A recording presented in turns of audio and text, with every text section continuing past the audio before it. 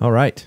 Welcome back to episode 4 of El Podcast. Let's get this mic in my face so it'll sound a little bit better.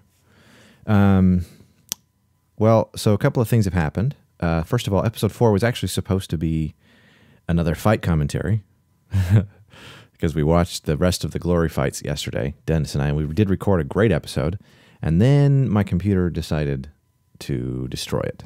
So that episode is gone, and I'm redoing it. I'm redoing the episode now. Now, the interesting thing is that the episode 3 that I recorded, I tried to record it 3 times, and nothing got saved. And the 4th time when I recorded it, I immediately exported the audio because I at least wanted to have that. And then the program crashed again, and I lost the video for it anyway. So what I'm doing now is I've reworked my system so that I'm no longer just using the ScreenFlow system for the audio and video, but rather I'm using separate GoPro cameras for the video, so I'm not taking up bandwidth and computer CPU processing power for that, and I'm just recording the audio into GarageBand. So we're going to see how it all comes together. What we might have to do for the first little bit until I can get good cameras that'll work well for it is just do the audio and have a picture. And maybe if the GoPros actually work, I don't know if they're going to, but we'll see if they actually work, if the video quality is going to be good enough. Then I might use them for part of it, but we'll see. I don't know. I don't know what's going to happen. So anyway, what I want to talk about today in today's podcast, I actually was watching, there's a video that came up on my YouTube feed this morning. It's funny, I wake up to the YouTube like suggested videos. And so today I was watching, and it was Joe Rogan. I'm a huge fan of Joe Rogan, and he's talking about eating healthy. And he actually had he was talking about interesting stuff. I'm going to eat these peanuts. This, by the way, Joe, you're never going to see this, but if you ever do, these peanuts are in honor of the episode that I watched today. But he was talking with John Papa, who's a brilliant comedian.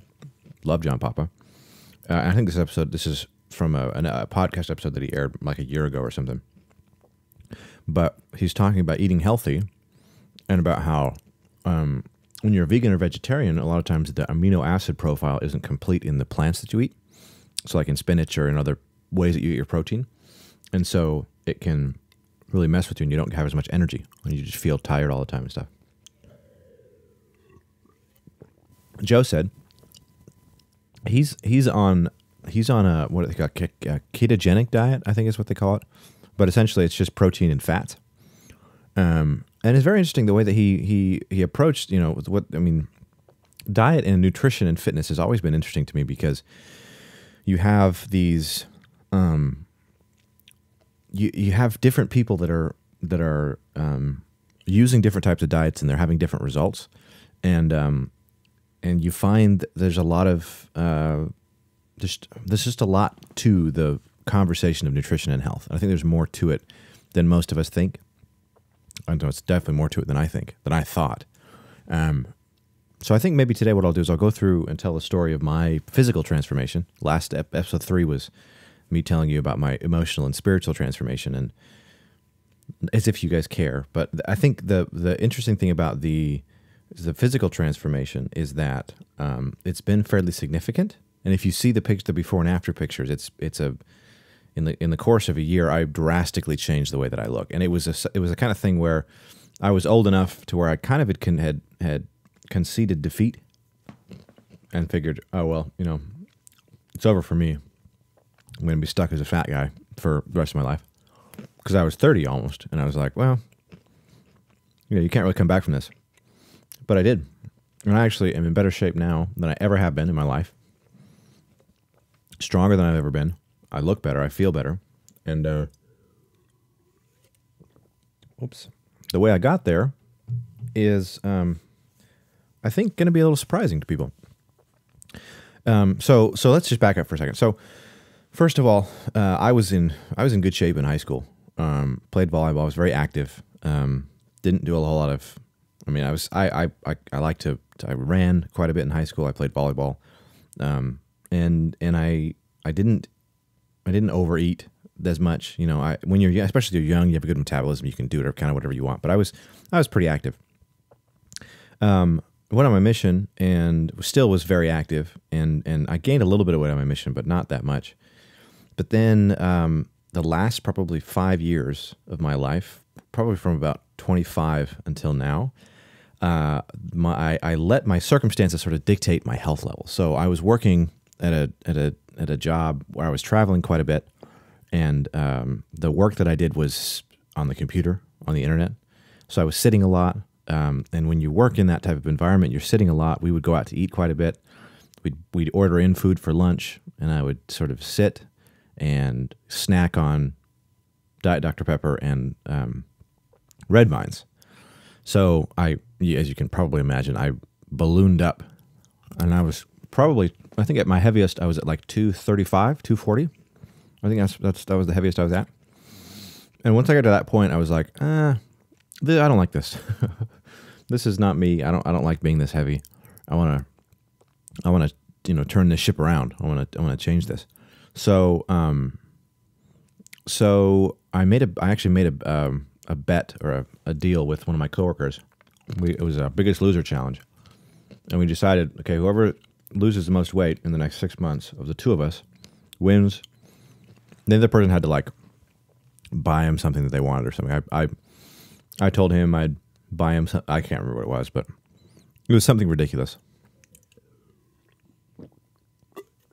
And so off we went. So I started running and started doing some weightlifting and started cycling, and was trying to be more healthy and trying to drive, being more healthy and doing that kind of thing. And I lost probably 10, maybe 10 pounds, 15 pounds. Let's see. 15 pounds. Yeah. Something like that. I got down to, 215 or something, just from cycling and from just trying to eat a little bit better and not do as much. But I was still most of my day basically consisted of, excuse me. My day basically consisted of me, because I worked from home. I wasn't traveling quite as much, but I worked from home. And so it consisted of me waking up, going onto my living room couch, turning on my laptop and doing a little bit of work, eating something, usually not very healthy, and then doing a little bit more work, and then going across the street to Regent's Pizzeria and having some amazing New York and Chicago style pizza for lunch, or like a sub sandwich or like something that was right there close. Then coming home, doing a little bit more work, and then around 4:35, stopping work, turning on Netflix, and then watching Netflix for the rest of the night. That was pretty much my life. The most exercise that I got was every once in a while I'd ride my bike, but that had, after the century that I did it, I didn't do that much anymore. Most of the exercise that I did was playing Frisbee with Mia, with the dogs. And so I was just unhealthy, just in a bad spot. Right about that time is when I discovered, or not discovered, but when I decided to go and check out the boxing club, which was, I'd known about it for a year and a half, but just didn't go for whatever reason. And so finally I decided, I'm going to go in, I'm going to check it out, I'm going to do the boxing club. So I went in, signed up, and I loved it. And I just started going and going and going, and just loved every minute of it. Now, let's see. The interesting thing, let's see if I can change this. Nope. Oh, here we go. The interesting thing about it was, from that, I actually have an app that I was using where I was tracking my in fact, maybe I'll throw a picture up. Let's see if I can find a picture of it. Let's see. Withings. You can see, it's graphically represented. You can see my weight as it leads up to when I started Muay Thai, and you can see it just drop off. and it continues to drop, and it kind of leveled out around. I think it leveled out around 190, I think, and then it dropped off again. So let's go. I want to pull this up so I can actually see it when I tell you about this. So weight, but I want to see.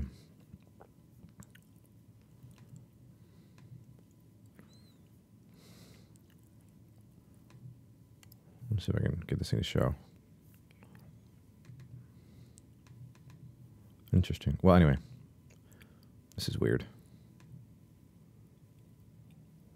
Oh, here we go. I think this is going to show it to me. Oh, no. All right. Well, that's not what I wanted. But anyway, about that time when I started Muay Thai is when the weight started to come off. And I think the interesting thing that happened is that I stopped worrying about what I was eating, and just started focusing my energy and attention on going to Muay Thai, like showing up. So the important thing to me was not so much eating right, but it was just going to Muay Thai. Like I just wanted to be there so often.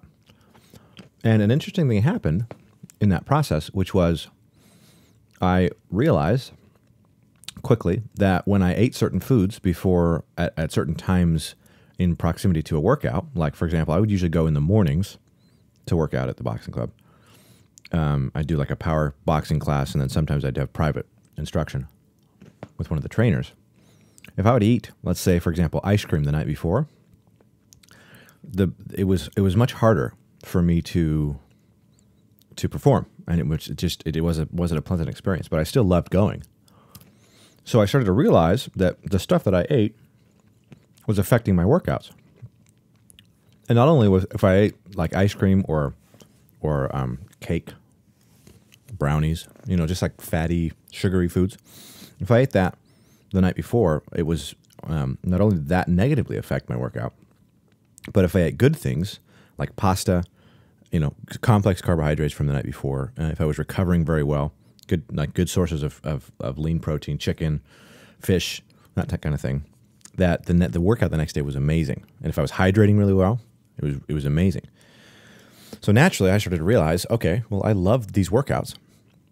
I love being there, and I love when it feels good. So I'll just make sure that I eat the foods leading up to my workouts and fuel the workouts correctly, so that I can have a good workout. Now, that didn't change what I'd do on like weekends, or if I was taking a day off of working out, then I could eat whatever I wanted because I wasn't fueling for a workout. But I had to make sure that I didn't eat that kind of food like afternoon, after the middle of the day on a Sunday. I kept myself pretty clean for the next day, but like Saturday afternoon or Friday night, well, I was usually fine to do whatever I wanted.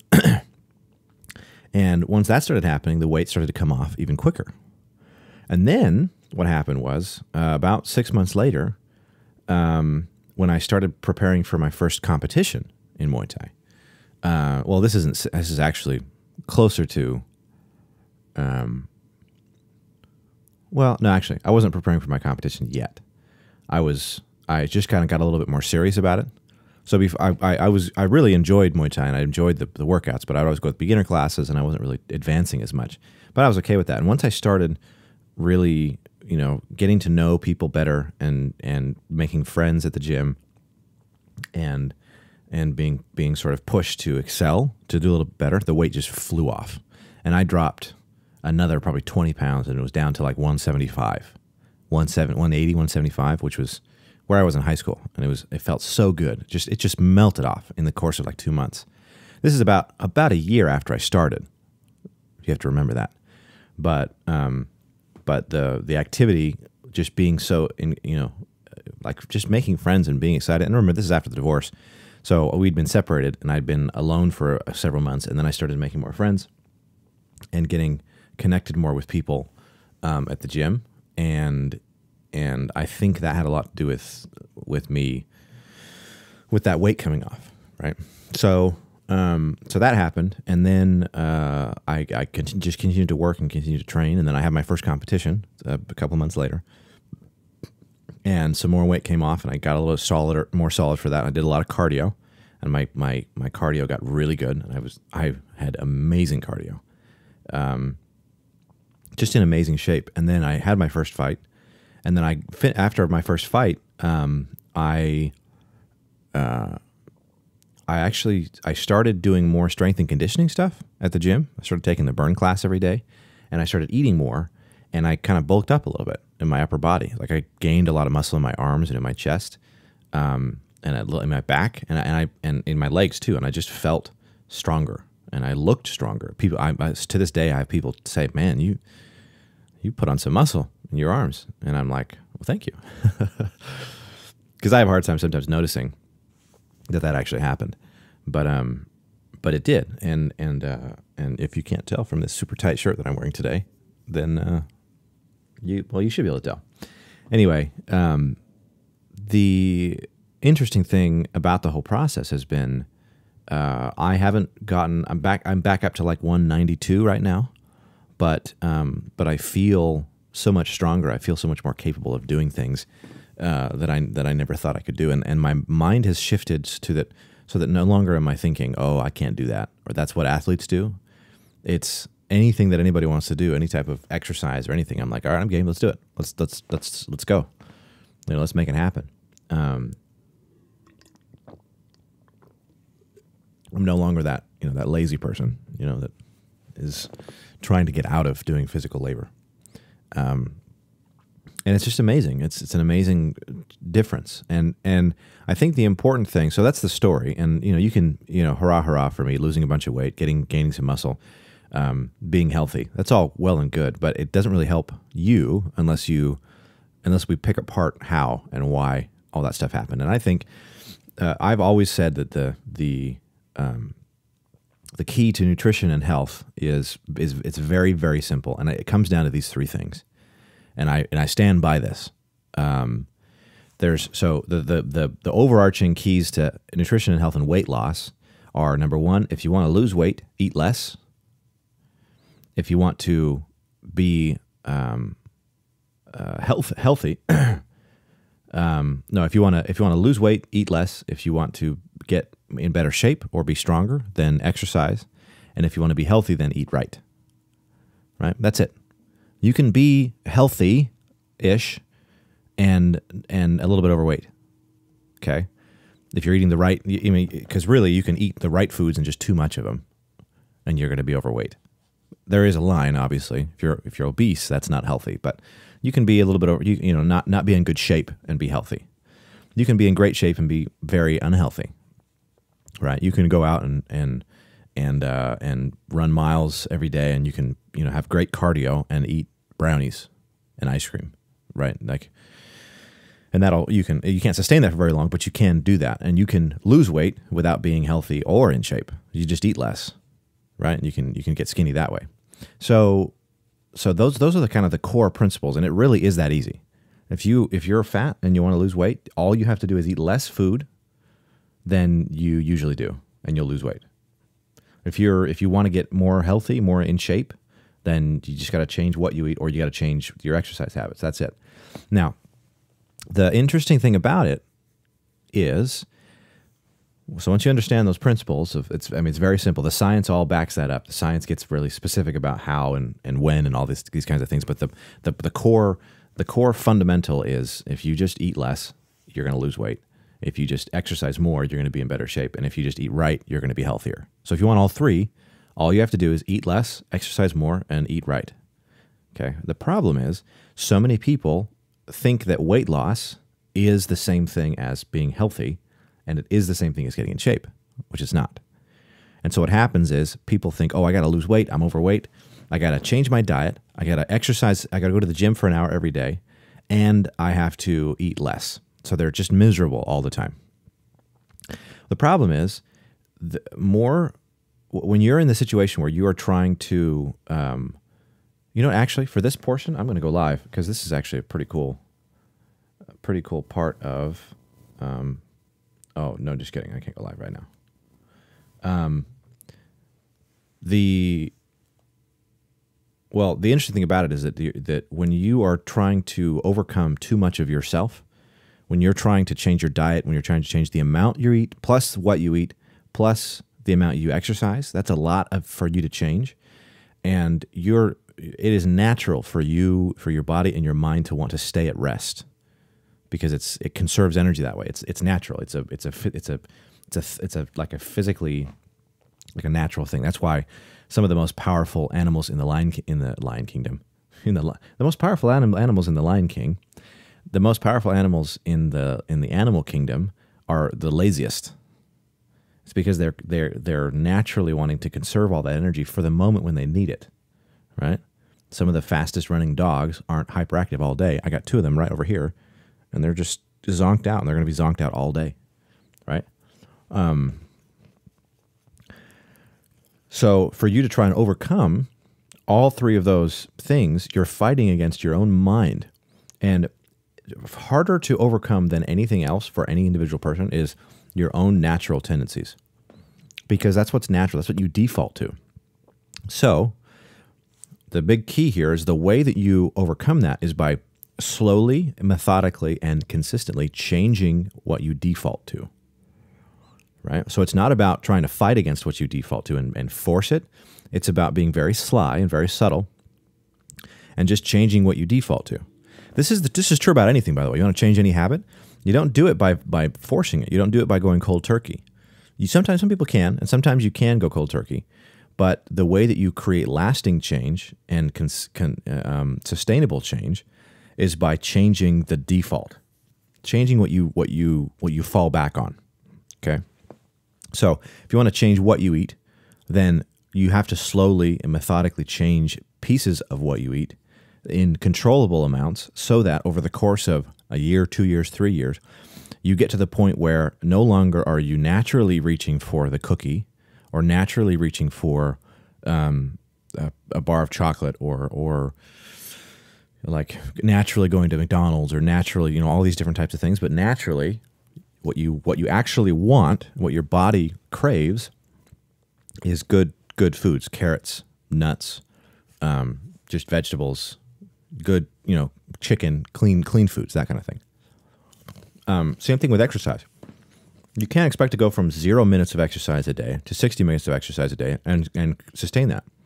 Your body's gonna hate you, and then the ironic thing about your body hating you is that your body is you, so you're gonna hate yourself, and it's very, very difficult to exercise when you're in that state.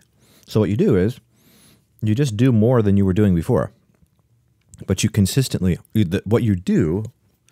So it's changing what you're trying to do. So instead of saying, I'm going to go to the gym for an hour, you're going to say, I'm going to go to the gym and I'm going to work out this week, every day this week, for 20 minutes more than I did last week. And that's it. And then you just do that. Now, obviously, you're going to get to a point where there's no more minutes to continue. So it's you might do it something more like, okay, this week, 3 days a week, I'm going to run a mile.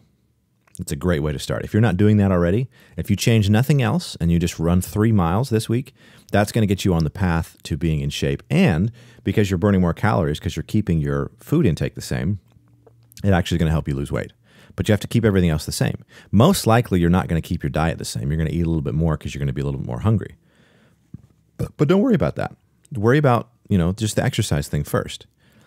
Or if you just want to worry about diet first and come to exercise later, that's fine. Right? So the idea is make small changes, things that you can actually sustain, and don't think of exercise and losing weight as like I'm going to lose 15 pounds in 90 days.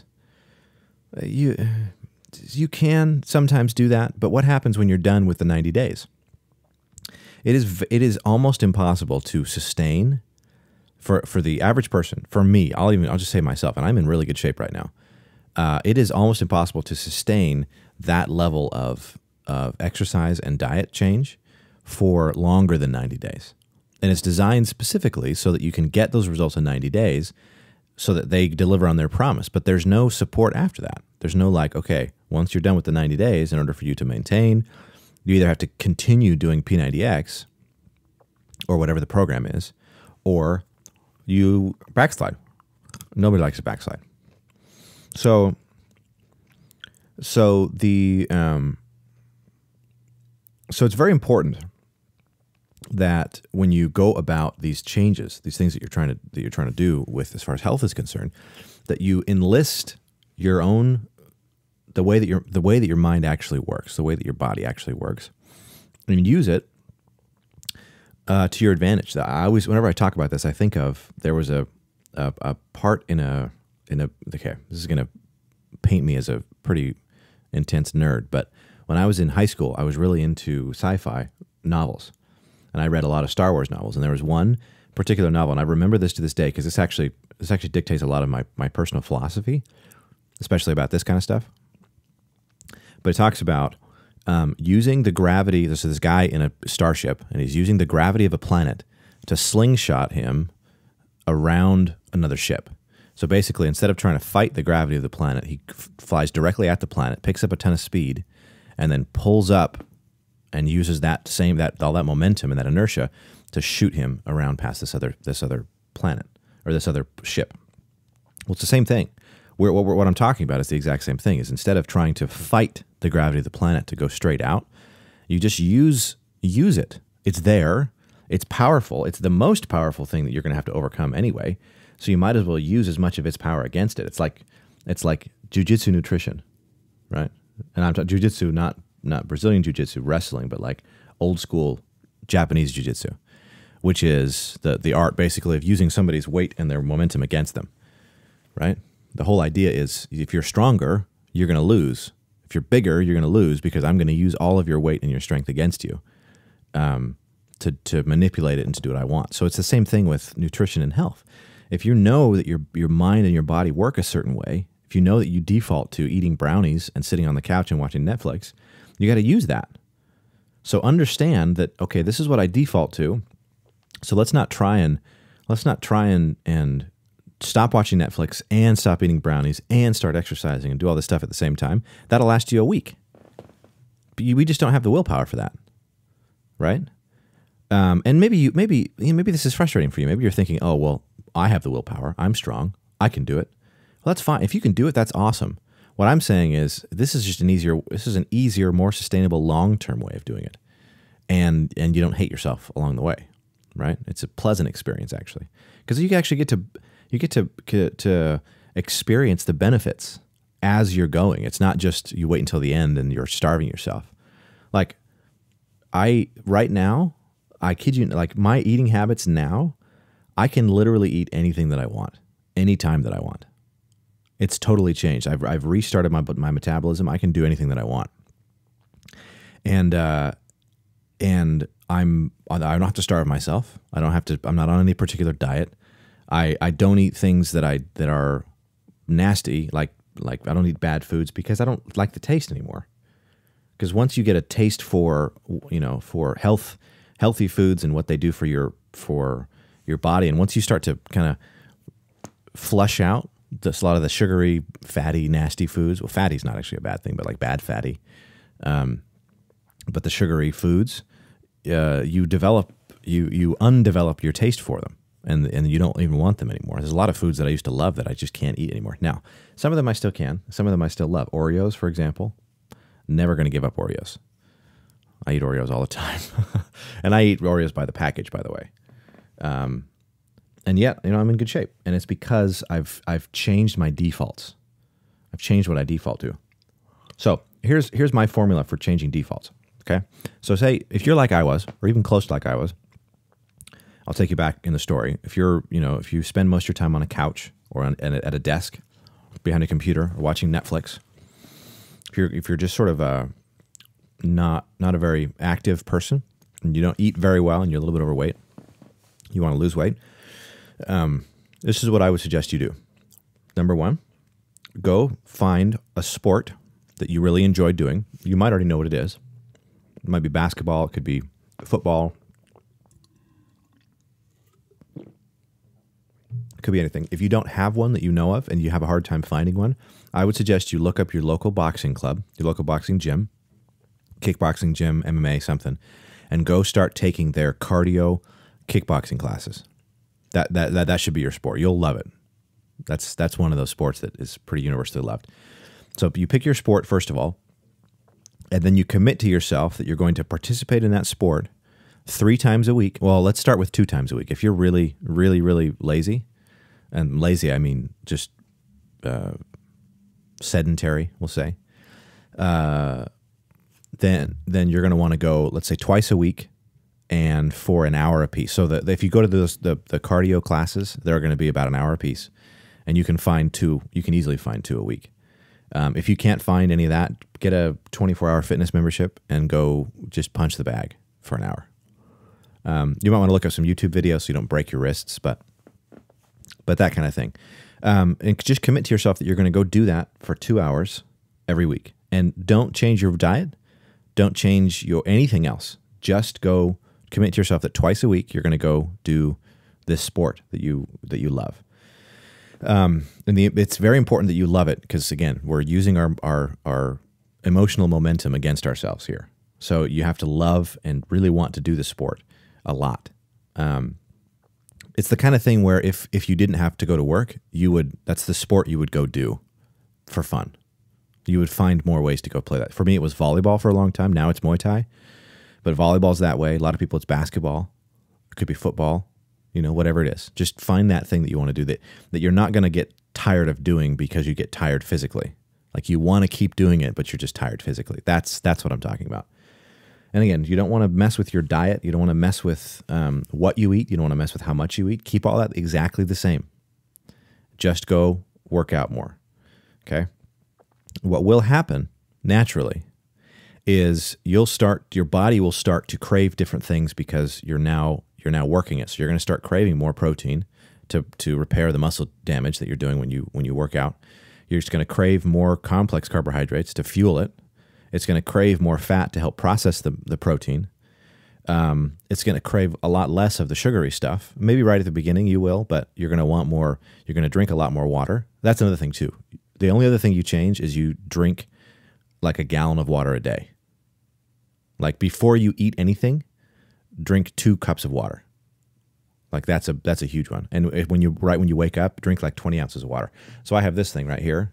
This is 34 ounces of water. I fill this up every night, and this is the first thing I consume every day. I drink this whole thing of water.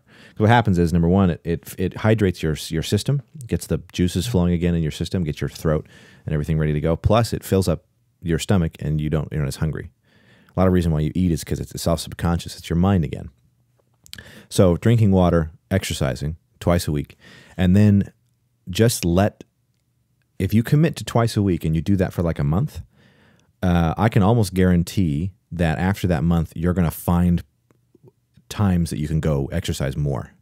Because what will naturally happen is your body, like I said, is going to naturally crave better foods, better fuel for you to go do that because it knows you're going to do that. And then your mind is going to crave more of that interaction. So if you play basketball twice a week, in the mornings, you're going to go and find like an evening session you can go play. Go find 24-hour fitness when you can go play basketball. You'll play more. And it just snowballs from there. But you can't think of it as like quick gains. Think of it like as a year-long process. It took me a year to get to where I wanted to be. And I'm still not there. Right? I'm still working on it. It's a long, long, long process. And so don't try and do it overnight. Don't try and do it in 3 months. That's not the way that it works. Try and do it. Try and create sustainable growth because what you want to do is change your defaults. You want to change what you default to, those things. And I think that's really the key to health and everything really that you're doing it's nutritional jujitsu. Maybe we'll call it that. Is the idea of shifting the way that you think about it. And let me explain something too, because here's what's actually happening psychologically when you change your exercise habits without changing your diet. So your body is very good at adapting to its environment. That's why we survive. Is because our mind and our body work in tandem to take in the inputs of what's happening around us and translate that into the way that our body should react and respond, right? So like when you're very lazy, when you sit all the time, your body gets very used to that, and it doesn't prepare for that fight or flight. It gets very complacent because naturally, most animals are always in a constant state of agitation, right? Because they're always ready to run for their lives or to fight for their lives. Whereas humans, we've kind of evolved to the point where we can adapt to our situation and we don't have to, and so we don't get ready for it. But we still have that natural engine inside in our bodies and in our minds, where if we train our body to think that it needs to be ready to fight or flee, I should say, then it will be. And there's an interesting set of things that it does when it thinks that it needs to be ready to fight or run away. So the first thing is when you start exercising more, your body starts to realize, it starts to get used to the fact that you're exercising more, which means it won't crave crappy foods as much because it knows what it needs. Like it knows, okay, this thing is coming. Like instinctually, your mind and your body work together, and it knows that exercise is coming. It knows you're going to go run for 2 hours. I got to make sure that I'm fueled correctly. So not only that, but it's also going to start. It'll stop craving the nastier foods like the sugary, like I always think of it as like from Ralph's. You know, like you go to the bakery and you don't get the fresh stuff, but you get like the packaged brownies from the bakery, or like the cookies. I remember when I was a fatty, those were the most delicious things ever. I used to get like the chocolate pudding from there. Oh, it was so good. And now when I try and go eat that stuff, I can't. I can do Oreos because there's something psychologically beautiful about Oreos. They're just the world's most perfect cookie. But those other things, like sometimes I'll get them. There's like remnants of that default, and I'll just go pick them up sometimes. And I try it, and it's just bad. It's just not good. And it's because my body is no longer tolerating that level of that low quality of food, because it knows what it needs, and it knows that I got to be ready to fight people because I do that, right? So the more times you stimulate that part of your brain that tells your body, oh, it's about to go down, the more times you do that, the more often your body makes that the default, and it is always ready to run. It's the same. Like if you run every day, your body's going to get ready for you to be running every day.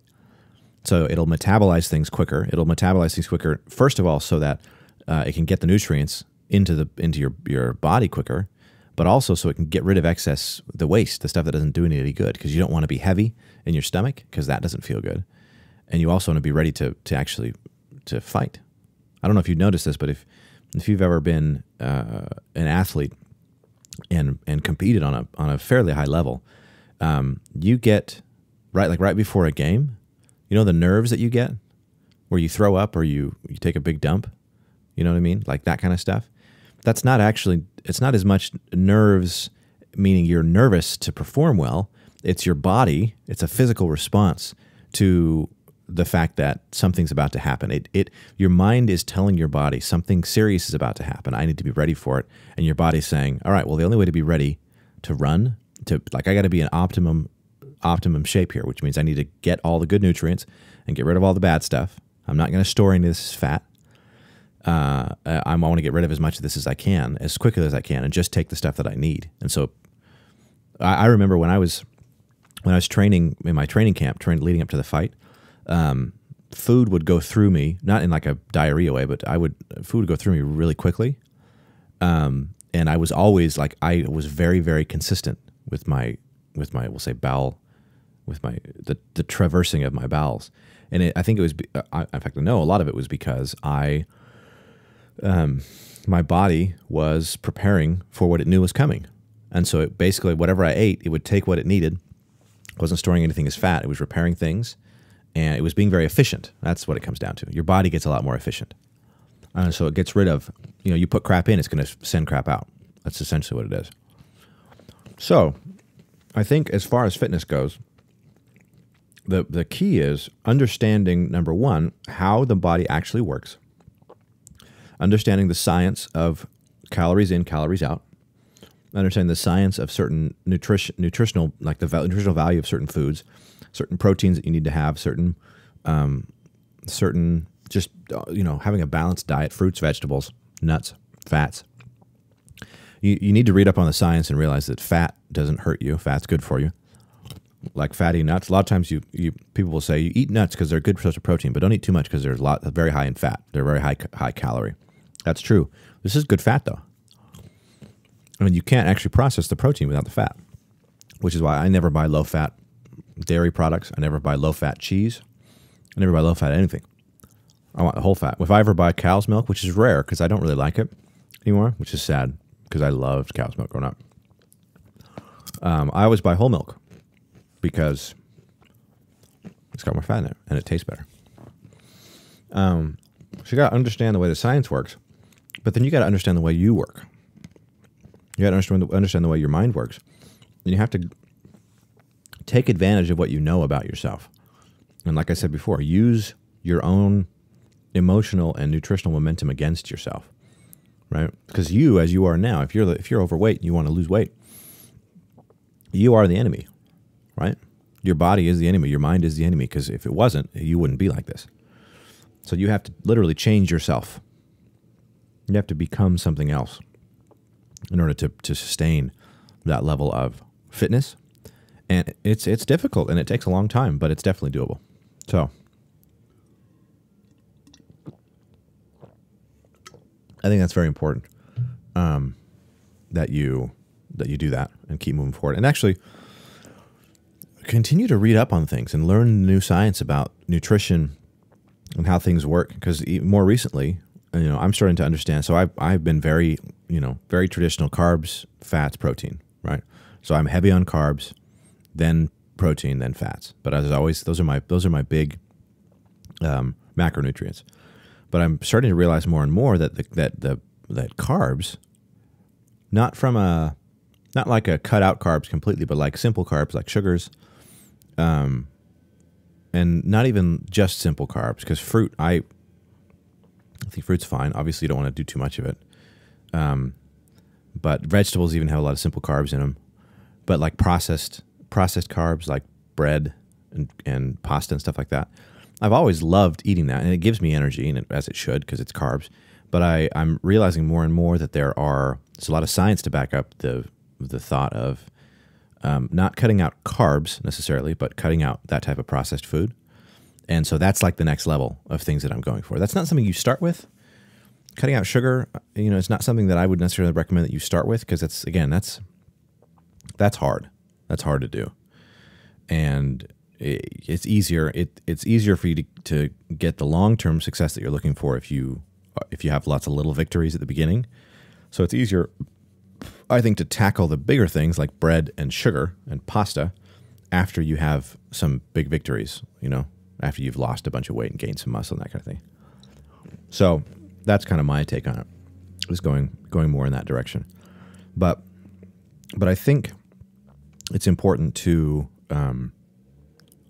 take that into consideration, and remember that as you go. So anyway, that's kind of my 2 cents on nutrition. That kind of is the up and down of how everything works. And honestly, I really do think that if you could sign up at a boxing gym and take like a cardio boxing class, cardio kickboxing class, and just hit a bag for an hour and do that consistently. But you have to actually show up and work, but most people do.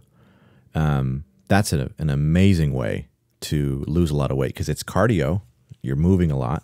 It's intense cardio, but it's also very strength based, because you when you hit that bag, like it takes a lot, hitting and kicking, and you get to use your whole body, and you can improve your flexibility. You can improve all sorts of things.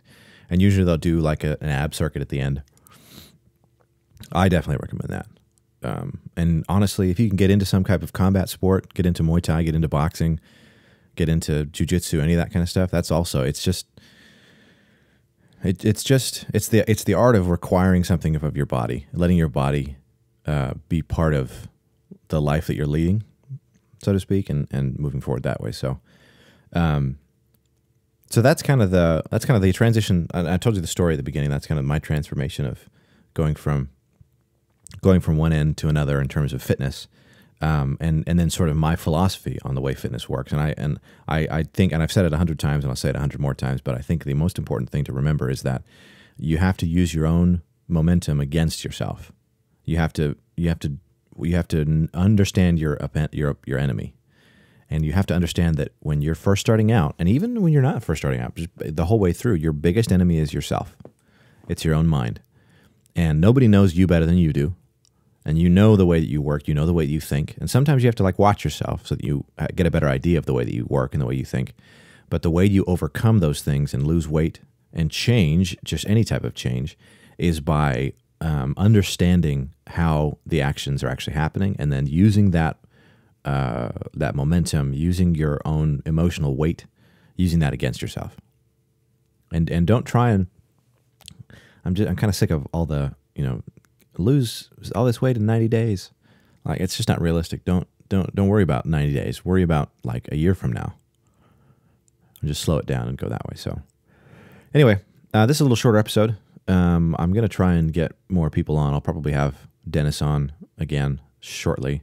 I'm really upset that the episode yesterday just got cut out. It was really bad. Oh, so I'll take you through a couple of things. This will be the last 10 minutes or so. A couple of things we talked about on the episode yesterday, which I'm really excited about. I think they'll be fun. So the first is the glory fights actually have been really good. They've been like this last card that we watched. The whole card was really good. Great fights, very active. A lot of the fights were really too close to call, and we went into the decisions not really knowing who was going to win. We're excited that Saenchai won. We're excited that Sitthichai won. Just excited for a lot of what happened. But what we decided after the fights were done yesterday, Dennis and I, we started chatting about I got it in my head for some reason. I can't remember. Oh, no. We were watching that commercial for UFC 200, which is the Brock Lesnar, Mark Hunt fight. And I thought to myself, it would be hilarious. He's like the Hulk. We were talking about him being just like a physical specimen. He's just like a freak of nature. Not in a bad way, in a very, for the sport, and it's in a very good way. But he's massive. It's just he's on a different level. And I was talking about, he's like the Hulk, if he's like the Hulk, but always, always in Hulk mode. And it's like we were joking. He needs to paint himself green for one of the fights. It'd be hilarious. And then I thought, what would be interesting is to discover what we're going to do, Dennis and I mentioned this to him, and we're going to do this for one of the episodes. We're going to put together this roster. We're going to go through the roster of the current champs in the UFC, and maybe some of just the superstars in the UFC. We're going to match them up with what we think their alter egos in the Avengers. So if we have the Hulk, right, with Brock Lesnar, and we just want to go through and pick out who we think fits with which character. And make basically like the Avengers of the UFC, and pull it out that way. It's going to be a lot of fun. So anyway, excited about that. Excited to continue moving this forward, and hopefully I can figure out a way to have the podcast itself not keep screwing up, and the video and the audio getting jacked up. The audio I think will be fine because I'm doing GarageBand this time, but hopefully we can get the video to work and everything will be good. So anyway, thanks everybody for listening. We'll be on again tomorrow. I'll probably do some live stuff as well tomorrow, and we'll rock and roll that way. But until the next time, this is El Podcast coming at you from the Muay Thai House in San Diego, California. My name's Brett Martineau. We'll see you on the flip side. Peace out.